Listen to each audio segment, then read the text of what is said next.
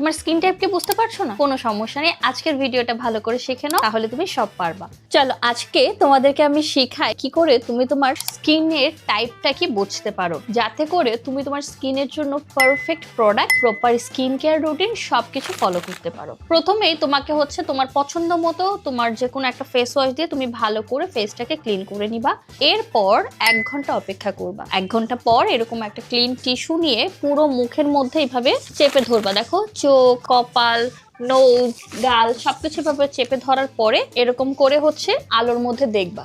যদি দেখো যে পুরো ফেস থেকে অয়েল বের হচ্ছে, তার মানে বুঝতে হবে তোমার স্কিনটা অয়েলি। যদি দেখো যে কোথাও অয়েল আছে, যেমন তোমার টি জোনের কোথাও অয়েল আছে, কোথাও অয়েল নাই, তার মানে বুঝতে হবে কম্বিনেশন স্কিন এটা।